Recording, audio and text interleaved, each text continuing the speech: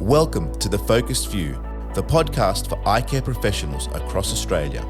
Brought to you by Opticare. In each episode, we bring together leading eye care, optical and business professionals to share valuable insights, practical tips, and the latest trends shaping the optical business landscape. I'm your host, Michael Nasser, and together we'll explore innovative strategies for practice growth, patient care, and business success in the eye care industry. Whether you're starting your career, managing a practice, or just looking to stay ahead of the field, The Focused View is your source for inspiration and knowledge.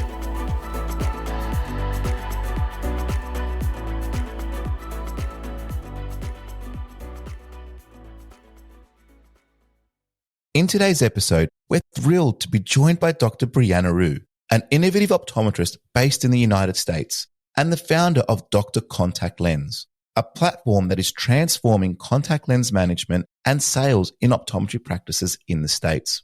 Starting her career as an associate and now the owner of West Broadwood Eye Care in Florida, Dr. Rhue combines clinical expertise with entrepreneurial insight.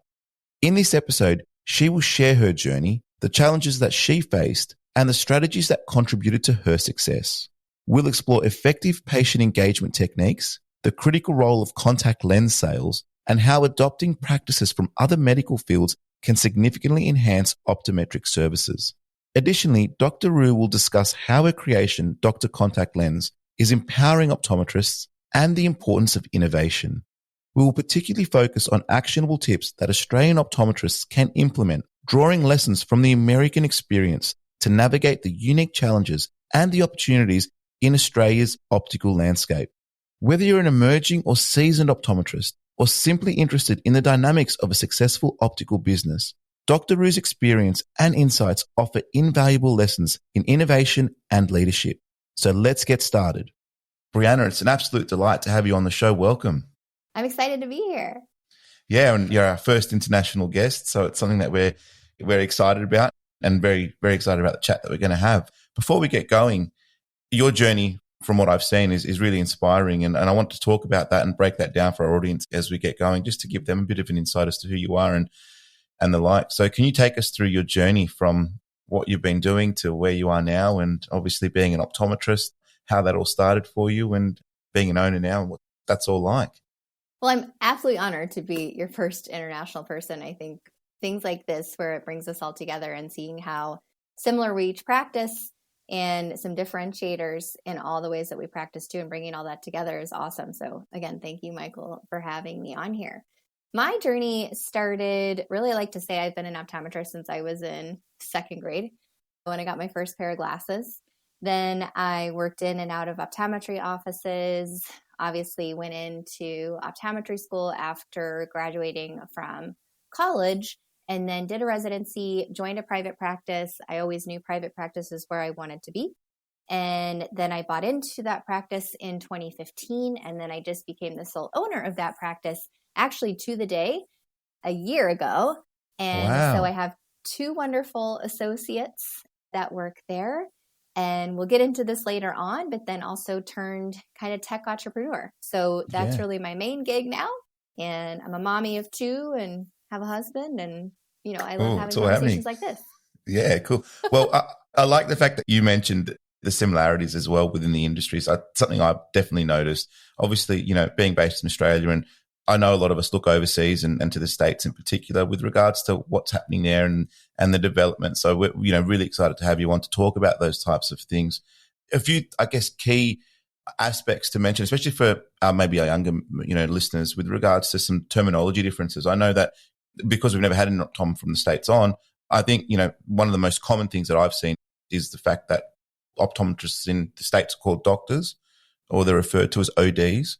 Mm-hmm. And I guess in Australia, that's a little bit of a difference. And the other terminology that you've mentioned as well, which I want to expand on, this notion of associates. So when you say an associate, is that an optometrist, or is that, so you're basically like a graduate optometrist in a practice, or you're just an employee optometrist in a practice?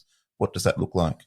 Yeah, so in the United States, we are doctors of optometry, and we are considered to be doctors here. So optometric physicians, we play with the states and terminology. Sometimes that gets thrown around a little bit. And then an associate doctor of optometry. So yeah, associates means I have 2 practicing optometrists that can practice full scope, that are employed by the practice or choose to kind of come and go as they please in the practice as well. And you mentioned that the name of your practice is West Broadway Eye Care. Is that correct? Yeah, West Broward Eye Care. So it's in South Florida near Miami. Cool. Is where it's located.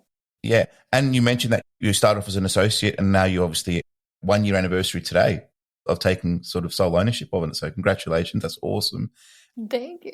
How did you find those key challenges from going from an associate or, effectively what we would probably say as an employee through to that transition of being the owner? How did you find that? And what were some of the challenges that you faced in doing that?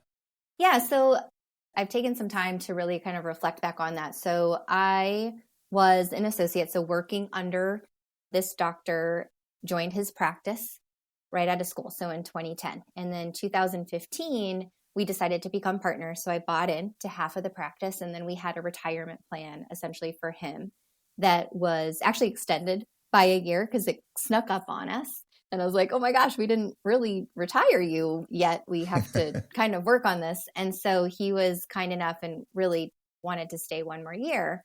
So I always knew going into it that I wanted to be an owner. And so some challenges, not really challenges, but opportunities was he saw that in me and he allowed me to flourish in the practice. He never, really challenged me on ideas. So I took the practice from being on paper records to being on, electronic medical records.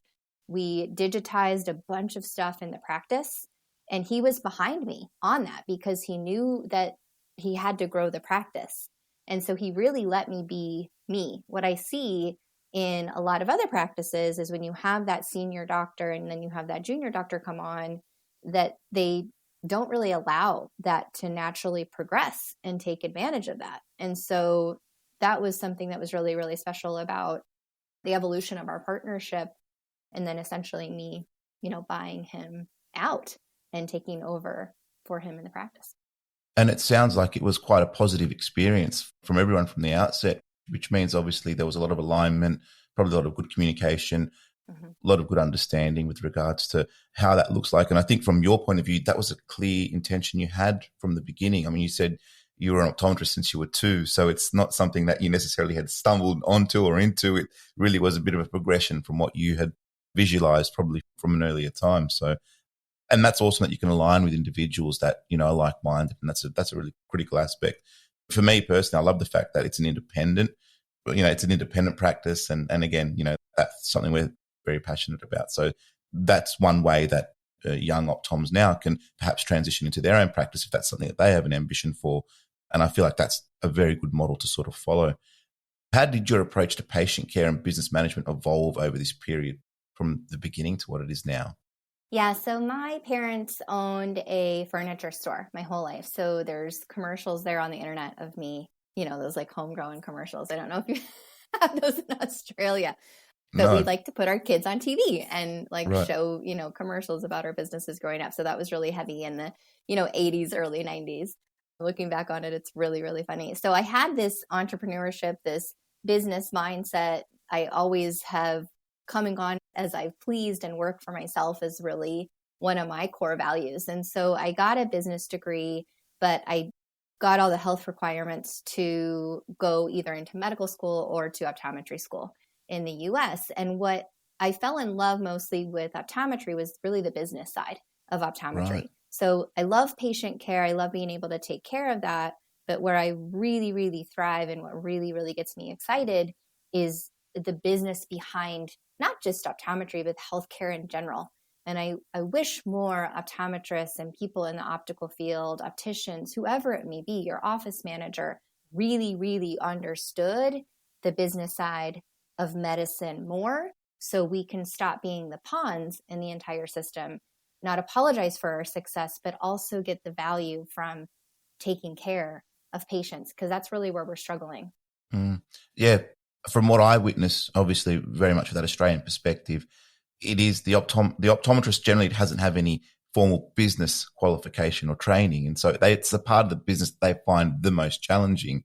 Obviously they've been to university, or what you'd refer to as college, and they've acquired this healthcare degree, but where's the business component? And as we know with optics and optometry, most of your revenue is generated via sales. And so that makes the need for business and a business focus even ever more critical. So the fact that you've, I guess, got those elements within you, I think that probably is a bit of a measure to your success and why things are going the way they are for you. So yeah, and I do like to challenge on that because, again, coming onto the sales side of optometry now, we'll get later into contact lenses here in the next section, but I want to challenge people on here, just like you went to optometry school to learn optics and glaucoma and dry eye and myopia management and all these different things. It's really easy to learn the business side. It should not be intimidating. You're great at numbers. You learn a couple of numbers, manage it, steer it, and allow yourself to drive it. And not only your wealth will increase, but your happiness will increase because you're going to be more in control of what you're doing. So I don't want people to keep shying away from that. And we have to make it known. Yeah, I got nothing in optometry school either, right? Yeah. But at the end of the day, you're a business owner that happens to practice optometry. You've got to wear those hats in that appropriation too. Yeah. And just out of curiosity, and I know with the States or the United States, it's very much state-based with regards to the regulation of optometrists and how they can own practices. Do you have situations and scenarios where a non-optometrist can open up and own a practice there, or do you have to be an optometrist to own a store? No, you don't have to be an optometrist to own a store. So you can employ, again, it's state by state. So in Florida, where we are, you can be an optician and then you can employ optometrists. Right, yeah. One thing that we were speaking about was patient engagement earlier on, and it's a critical aspect of any successful optometry practice. I'd love to hear how you keep your patients engaged, and with particular references to maybe follow-up appointments or any aspects of the business that you really deem as critical with regards to patient engagement strategies, because I know it's something that you're really passionate about. Yeah, patient engagement, more of my passion comes from the doctor contact lens side in really knowing what we have in practices and being able to mine it. And then also being on like the cold calling side of this as well and getting doctors to say yes to a demo with doctor contact lens, right? We're really lucky where patients call us. They want to make appointments with us, right? There's not a lot of cold calling that has to go out there. I kind of laugh where, yes, you need your social media and all of these things, but if you look at who's engaging with your content, it's typically other optometrists or people in the eye care space, right? So you really only have a patient in your practice to engage with them then and there. And then if they have a problem in the future, you want them to know that you're there, right? So we use technology to really enhance everything from how they make an appointment with us, how they do their paperwork online. Reviews are huge, right? So we want to make sure that they're satisfied. And then just on missed appointments and missed opportunities. So we do a lot of texting with our patients. So making sure that they're coming to the appointment that hour before, they're reminded, hey, we're going to see you in an hour, right? So people get in their busy day to day and may forget you. And then that's a lost opportunity for them. That's a lost opportunity for another patient in your practice. And that right there is a bottom line killer. So if you just miss one appointment a day of a no-show that the patient completely forgot, stuff comes up, I get it. That's like $80,000, right? That's a nice raise. So it's not overlooking these little things to improve the patient engagement. It's not about likes and your blogs and stuff like that. Yeah, that's important, but it's little strategies on just making sure that your book is filled every day. And what sort of technology, I mean, obviously, notwithstanding the differences and the availability of those in Australia, but what are some of the technologies that you utilize and some of the processes that you employ to ensure that these things aren't missed or these opportunities, are realized ultimately? Yeah, a lot of this is on automation. And so it's what your electronic medical records are allowing you to do and what they've integrated with. So like in the US, we have something like Weave or Demand for Solution Reach. A lot of the electronic medical record systems have their own patient engagement strategies. And you just got to pick one and go with it and then see it work. So I find a lot of us are jumping from one thing to another because we didn't see success. You have to give these things time and you have to work it, right? You have to be an integrator in your practice. And if you're not, find somebody in your practice who wants to be. Yeah, that's actually a very good point. It's also identifying that maybe this isn't a strong point for me. What does that look like in my team context? And is there someone that may be strong in that point? And let's work with them to get the most out of that particular side of things. Because technology, we spoke about obviously optometrists and the business sort of side of things. Well, then technology is sort of on top of that as well. When you've got to wrestle sort of all these three elements and tie them in to transfer that. And I probably can say quite confidently that, the tech stacks that are available in Australia with regards to these types of services probably aren't as advanced and we don't have as many options. But I think it's definitely a conversation that practices need to have with regards to automation and the power of automation. And as time develops, more becomes available. What advice would you give to an optometry practice that's looking to improve their patient engagement? First off, you just have to come up with a plan and stick to it. And that's where you're looking to your staff, looking what tasks they're doing that are mundane that a computer could be doing, right? So when I came in, for instance, when I came into the practice, we were calling every patient, reminding them of their appointment. That was taking someone 3 hours a day. So now all of that's automatic. We see who's on the schedule. The text messages are sent out. The emails are sent out. We see who confirms. Then we kind of come in and backfill it on if something doesn't get confirmed, it probably warrants a call or another text message. So my thing though with technology, and this is again a challenge for optometrists in general, is we have to push technology along the way. We can't wait for it to happen. So meaning if you see something somewhere else, ask your EMR if they're developing it. Ask your electronic medical record if they're developing it. If they're not, who are you partnering with? Who are you letting build this with you to keep me front and center, to be engaged with my patients and compete? So we have to be externally looking for things. Yeah. I look a lot to like the dental industry. There's other industries that I look at as well that are really pushing forward technology. Yeah, and we'll look to some of those other fields. I know you do draw inspiration from those fields, and we definitely want to touch on that as we sort of go on through our conversation. I guess from what I'm getting there is a lot of that is coming from your record system. We call them practice management systems in Australia with regards to how we're managing the practice. But if they don't have those tools, would you recommend somebody to look at third-party tools or software? Is there anything like that that you implement or use in your practice that maybe, it's not covered, or is everything all in the one system?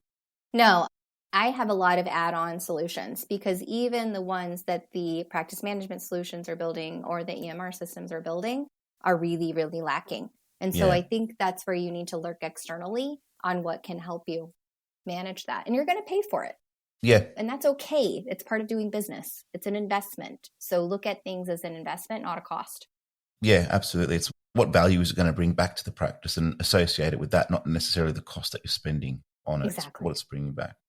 Is there one particular tool that you use that's a third-party tool that, our listeners can jump on and have a look at and sort of see how it works just from the point of view? I always like to see if there's one or two, but especially when it comes to online tools that they can at least explore that we hadn't thought about. But I know that you've had a lot of success or that, you're confident in terms of what it's given back to your practice. Yeah, we use a company called Weave.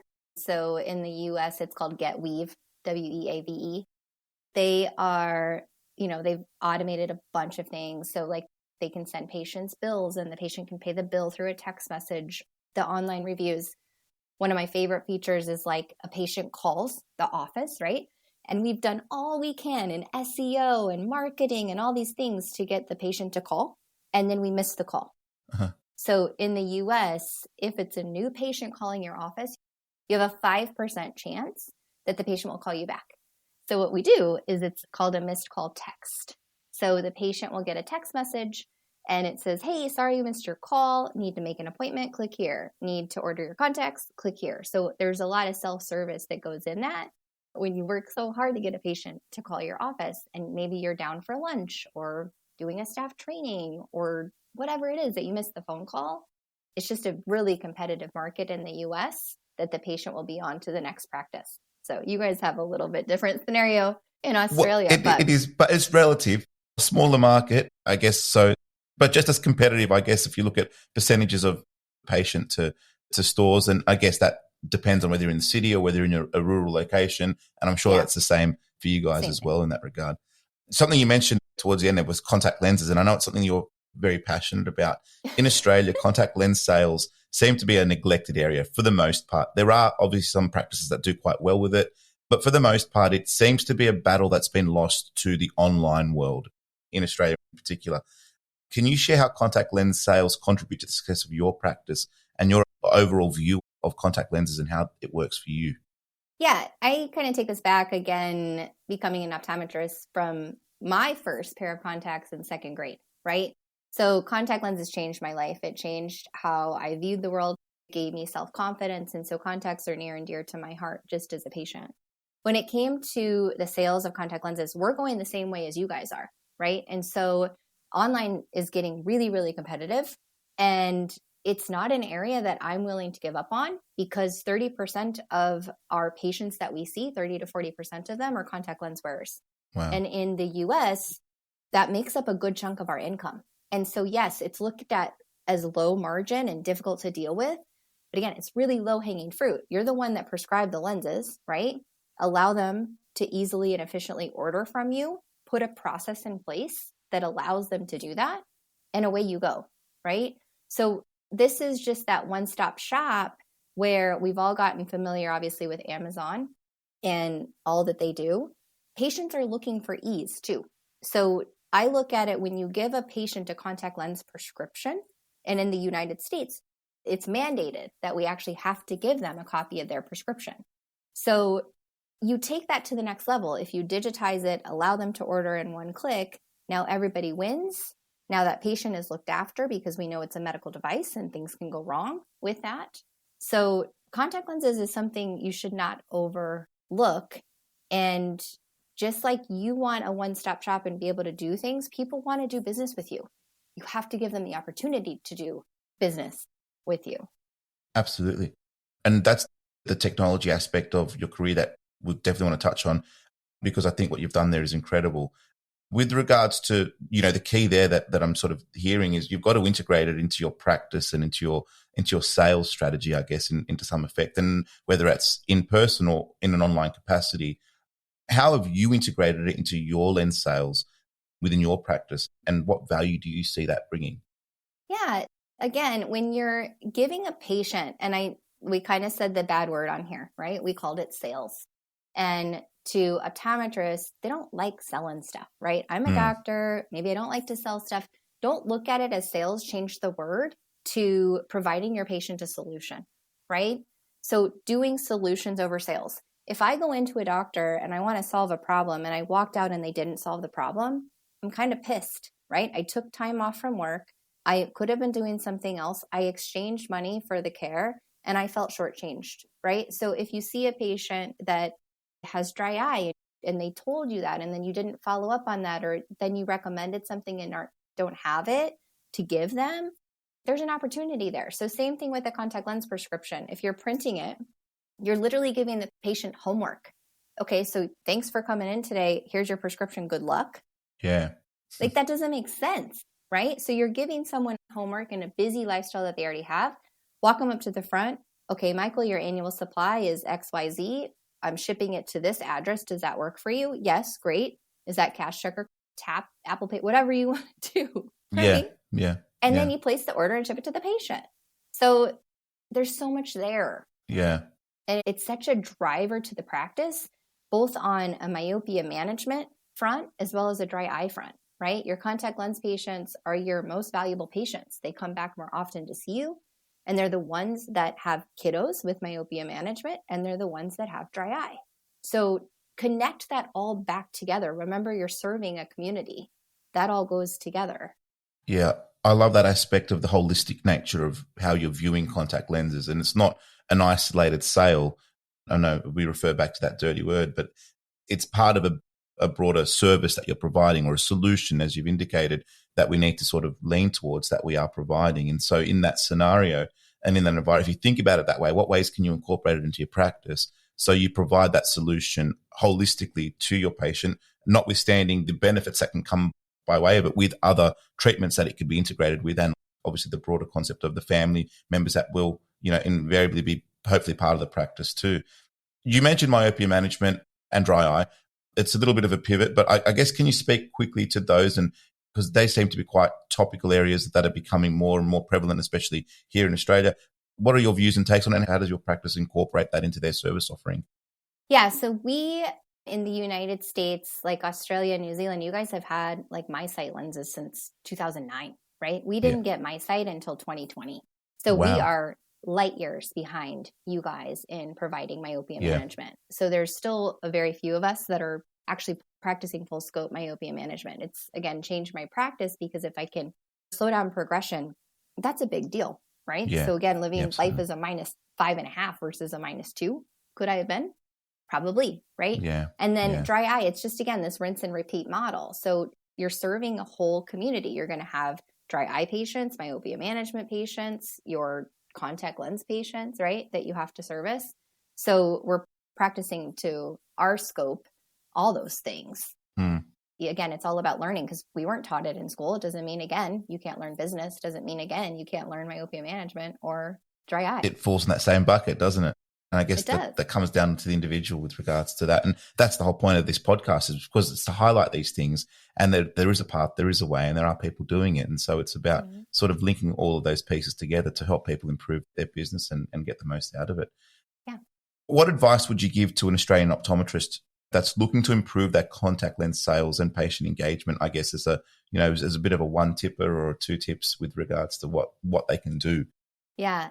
Doing some staff trainings, getting somebody on board with it. When you show passion about something, then they'll start to show passion about it. It has to become a focus. So, spend the next 6 weeks with a push on that, and you're going to see your patients are going to be happier. You're going to be seeing, more revenue, and you just have to come up with a process. So I don't know, maybe Dr. Contact Lens one day can be in Australia. Who knows?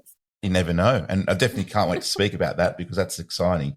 Before we jump to that, I want to speak about something that I know you're very passionate about and something you've had a lot of success with, and whether it comes naturally or something that you've worked on, but it comes with empowerment and leadership. And they're obviously key ingredients to running a successful practice. Mm-hmm. I guess when it comes to this area, what are some of the obstacles that optometrists face in achieving success, and how do you view this whole area with regards to how we as, leaders of businesses and practices can empower the team and that concept of leadership? Yeah, leadership means a lot to me. I've been doing a lot of work on that in, again, you're on our roadmap to become an optometrist, right? You finish your high school or whatever you guys call it, then you finish your university studies, and then you go to optometry school, and then you're dumped into this leadership position. Some of us have, naturally become leaders. Some of us really haven't. So I really work on that skill. Where I've really honed in on it is because a lot of us really didn't have normal jobs or worked for a CEO or knew what a COO was or a CTO or all these things. I've had to learn that in building Dr. Contact Lens. But I do a lot of reading, and I work on filling my cup first because I realized that they're looking to me. So about a year ago, I read the book called Buy Back Your Time by Dan Martell. Great read. I was able to hire an executive assistant to come on board with me. And your team, they really, really need your help in building them up too, right? So you have to keep building that muscle for yourself and empowering yourself so you can empower others on the team. So that's, again, through reading, doing things like this, listening to how other people are doing it, looking for external sources to fill up your cup. You really, really have to work on that. So I've been fortunate enough to put people around me and processes in place to do that, because it can be very, very lonely. Yeah. And what are some of the common obstacles that optometrists face in achieving success that you've noticed, I guess, in your observation? We're not understanding the value that we fully bring to patient care. And I think that that's what's leading to that. And I use the word in quotations, burnout. I hate the word burnout because burnout to me is just not feeling valued, or that's what it is, the definition to me, right? In the United States, we're not really valued in the healthcare system. We're told that the vision plans are going to overtake, the medical plans and medical plan. It's a disaster here in how we manage diseases in the United States. So what we're facing is we're not doing the work. to achieve success. We're also not defining what success means to us, right? We all have all these loans that we have to pay back. It looks like a huge mountain to climb. And you just have to remember there's chapters to every part of your story. So just keep turning the page, one foot in front of the other. Nobody has ever been an overnight success. It's just about doing little things that add up to big results. Yeah. And I think something as well that I think about in this instance is there are generally people that have walked the path, and it's about maybe connecting and finding those people. So if you feel like you're in that burnout phase, or if you feel like you're not being valued, or, there are probably people that have felt that before. And I think, you mentioned the word community, and I feel like this is a community too. And there are people that you can reach out to and speak to, and that have walked the path and have found success. And I think that that's an important part of this aspect too. How can practice owners and staff empower themselves and each other to perform at their best? Yeah. So again, I think that comes to reading and you bringing things through team meetings and things that you're doing. Like right now, I'm doing the Positive Intelligence Challenge, which is another book. It's another platform, but it's just, he talks a lot about it. This one's kind of resonating with me, where you get the inspiration. So 20% of what we do is inspiration. 80% of it is doing the work. None of us want to do the work. No. So you can find the inspiration, but it's about building that muscle of doing the work. And that even comes with goal setting, which a lot of us don't even know how to really set a goal, right? That's where you can, maybe that's where ChatGPT and things like that can come in. Help me set a goal that's this, and this.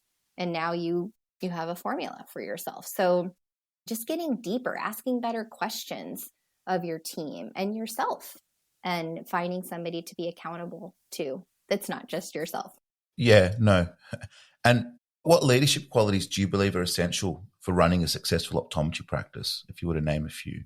Just staying curious is essential for any business, not just an optometry practice now. It's for any business. You have to stay curious. You have to keep looking for innovative solutions, new ways of doing things, break stuff, fix stuff. And patients too, like in our practice, they're like, oh my gosh, you have something new again. My thank you to them is, you invest in us, so we invest in you. So if you haven't updated something in a long time, your patients notice that, right? So it's really, really little things that go a long way. Yeah, I completely resonate with that concept of curiosity being an awesome quality to have, because it's that quality that makes you seek to find and to learn.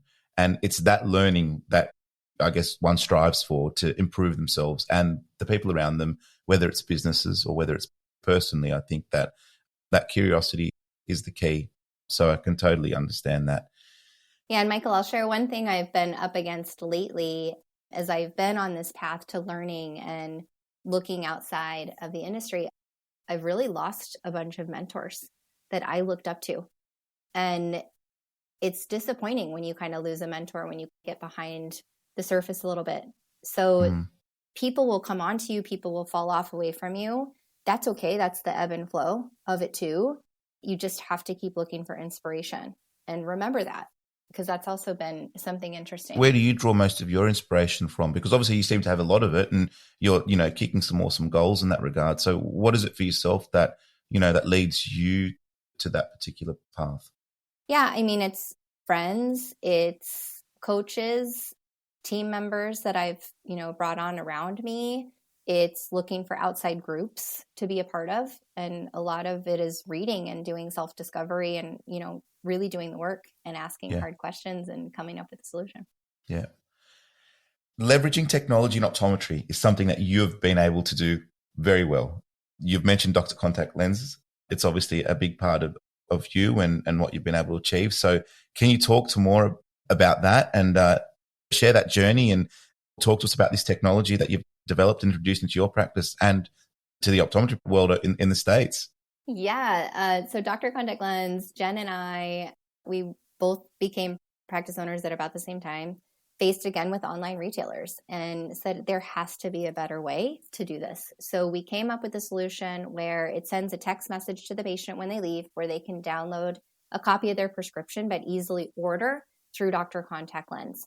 And then right now in the US, we're integrated with all of the major distributors and then some of the contact lens manufacturers directly to send the contacts to the patient. and then they're put in the proper reorder cadence.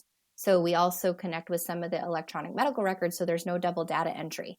So when we talk about efficiency, that's where some people lose it, right? Is, okay, so now I have to go to another website, type in first name, last name, date of birth, all these things.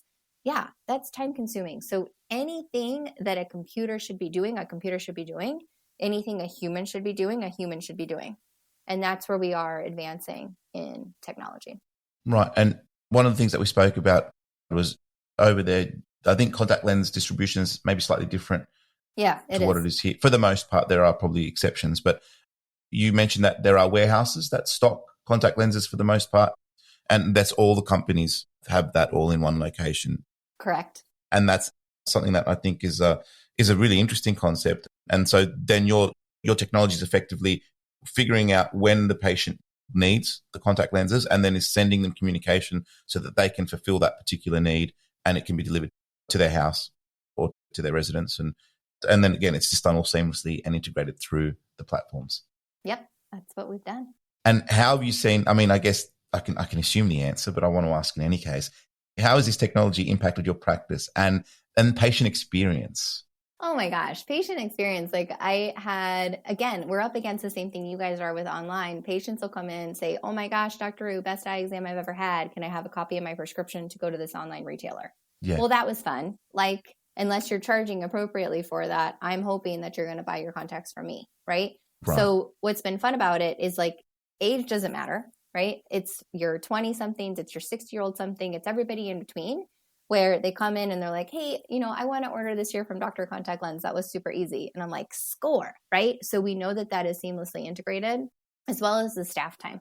So it's just made it a very effective tool. Yeah. To connect the prescriptions back to the practice, connect the patient back to the practice. It's been fun. Yeah. And what inspired it all? You mentioned that it was you and Jen. Jen is a colleague of yours or is a friend, to embark down the journey of developing something. Oh, I mean, God. We're fortunate. I'm in the process of developing a practice management software, or an AHR as you refer to it, for the Australian market.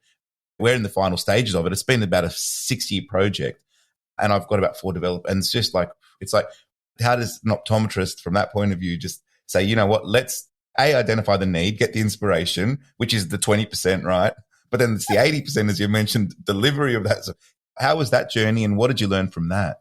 Oh my God. We could write a book on that one, Michael. Yeah, I can imagine. It's been a hard journey, to be honest. I thought for the longest time we were building a website. I mean, this thing now has like 70 different integrations and how it's all, stable on the background. And then my favorite thing is people are like, so this is free, right? And I'm like, no, like, no, I it just works, right? Like, this is nothing. Like, yeah. So then like the whole thing comes in marketing and sales and getting people to use the product and getting their staff on board. And really everybody digs their heels in when it comes to change and change management. I don't really use the word change anymore. It's just evolution, right? So when you're launching yours, everything has to evolve. Like we are not the same person we were before we started this. We're not going to be the same people when we end. No, for sure. And I don't know how you find optometrists in the States. From an Australian point of view, for the most part, they're relatively conservative with very technology. Conservative.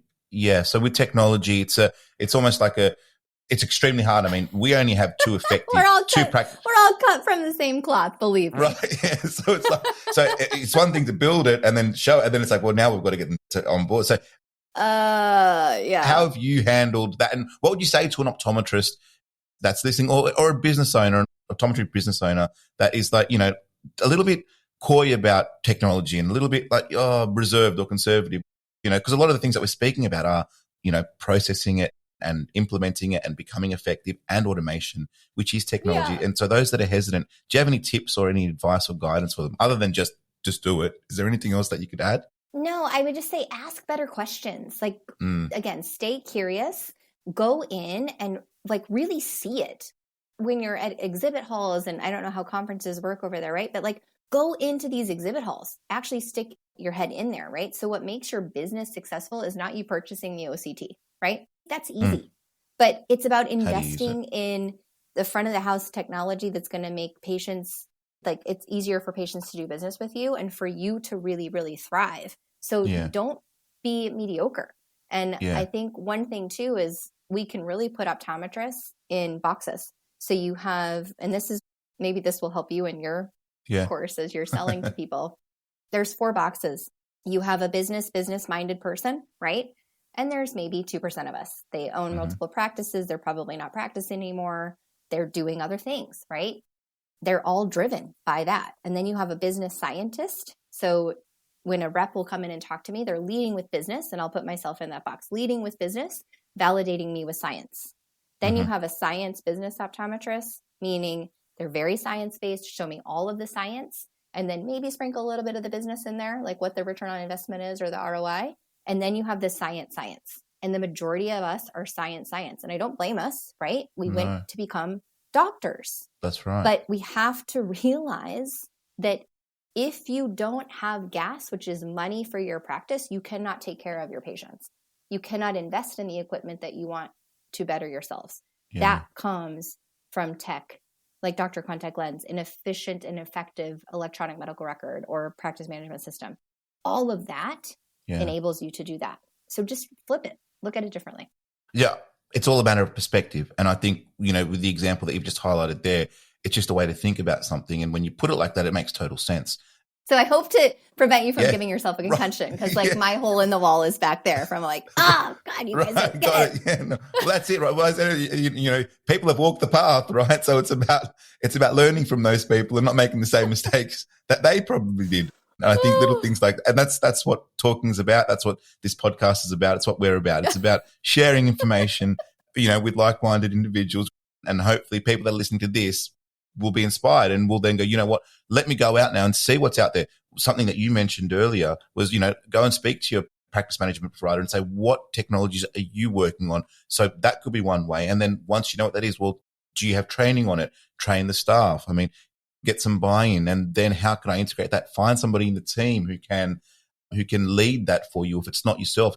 If you're a self-declared scientist now, you know that. Well, do you have someone in your store that's a business scientist or a business person? And maybe you can collaborate with them once you've recognized it in that way. So it's really powerful stuff that we're talking about with regards to, movement in these type of areas. So I love it as well. So it's awesome. All right. Changing tunes a little bit. You did mention earlier on, that you do draw inspiration from other medical fields. Yeah. And in particular, you mentioned the dental world. Can you elaborate on what you've learned from other medical fields with particular reference to dental? The dental field, especially when it comes to practice management solutions, are just light years ahead of all of us. Right. So I never wanted to be a dentist. I'm glad I didn't become a dentist. But love the dentists out there. Thanks for taking care of my teeth because I do love my teeth. They're willing to invest in things to free up staff, to free up their time, to work more effectively and efficiently. And so a lot of healthcare technology comes from the dental space. And as we're talking about artificial intelligence, and I just said a totally silly word, I still think. I don't want that to scare people. But did you know that 70% of the companies that are working in generative AI are working in healthcare? That's how broken healthcare is, right? Wow. That's how more efficient and effective we can become. So now's the time to elaborate on that and look for inspiration outside of optometry and outside of our dark rooms. Come out, go to different conferences, right? Be around different types of people. I just went to a dental conference. Yeah. You can go to these things and you'd be fascinated by what makes us the same. Yeah. Because only 2% of it's different. That's almost it's a mind-shifting thought. We only go to optometry-related conferences, and what's to stop you from going to something a little bit different just to challenge yourself? Maybe there are people that do that, but it's not someone's first thought, I would imagine. So that's an awesome idea.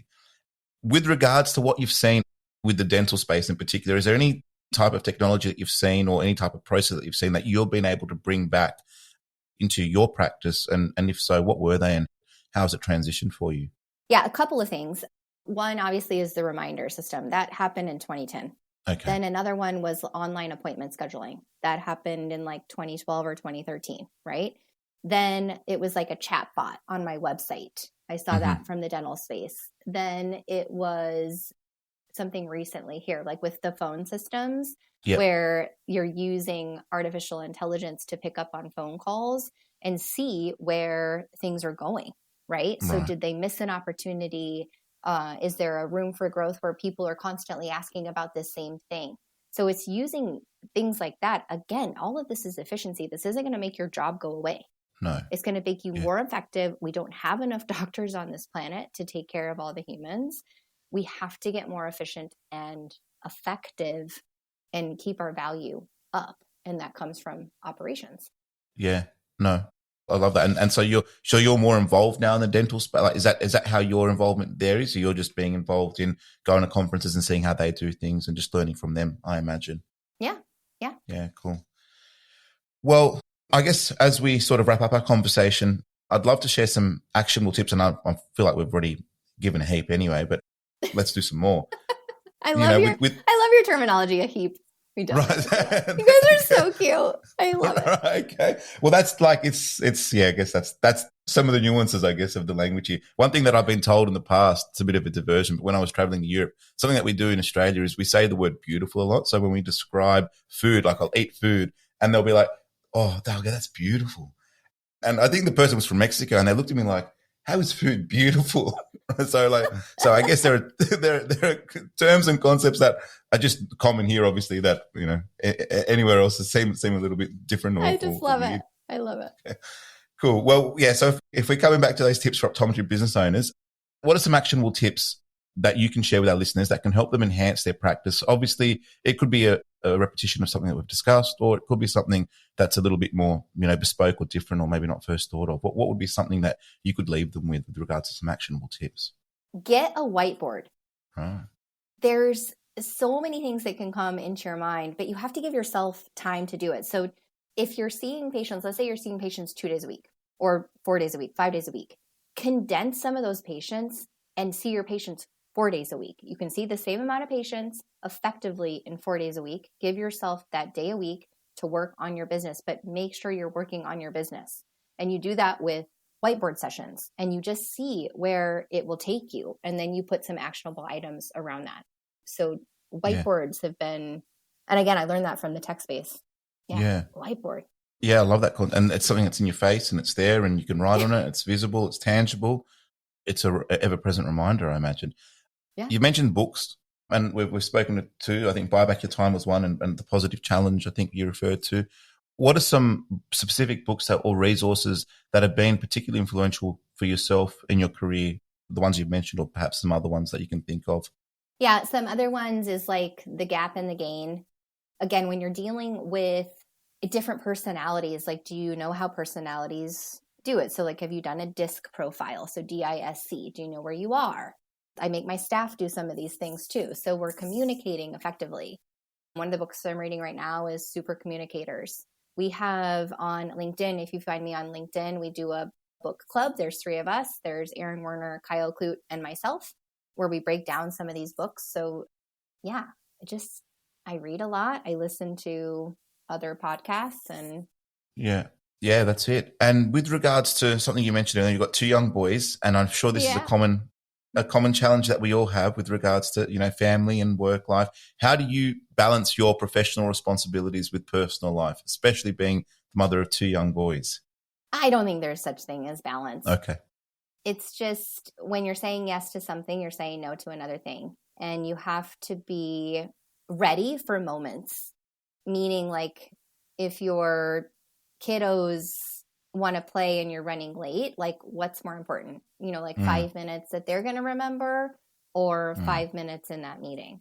So it's really getting in your calendar and getting off the things that you shouldn't be doing. That's where the Buy Back Your Time book was just a life changer for me. Like, I was drowning in emails and somebody else's to-do list. Essentially, your email is somebody else's to-do list, right? Yeah. So what should you be doing? What can you delegate? Meaning delegate, like, it's not on your plate anymore, because delegation means you have to oversee it and make sure that it gets done. So that's a bad word to me now through that book. Another book is 10X is easier than 2X. And you just keep applying it, right? You don't have to get it perfect. Just, again, stay curious, keep learning. We're all love here it. to raise each other up. Awesome way to end it. Stay curious. I mean, I think that really sort of sums it up quite nicely with regards to, what we should be doing, especially when it comes to the things that we've discussed. Finally, how can people contact you or find you if they've got any questions about what we've discussed today, or want to, pick your brain with regards to some aspects that they're thinking with their business? How can someone find you? Yeah, find me on LinkedIn. That's my jam. Yeah, So Brianna cool. Rhue. I'm right there. Yeah, nice. And all those details will be in our show notes for anyone to check out, including references to the books and some of the other resources. Get Weave, I think, was something else that you mentioned as well. So if people want to check those out, that they can check in on the show notes and take it from there. But Brianna, thank you so much for your time. I really love this conversation. It's been really insightful and I've taken a lot out of it. So thank you so much. Same. Thank you. Thank you for joining us on The Focused View, proudly presented by Opticare.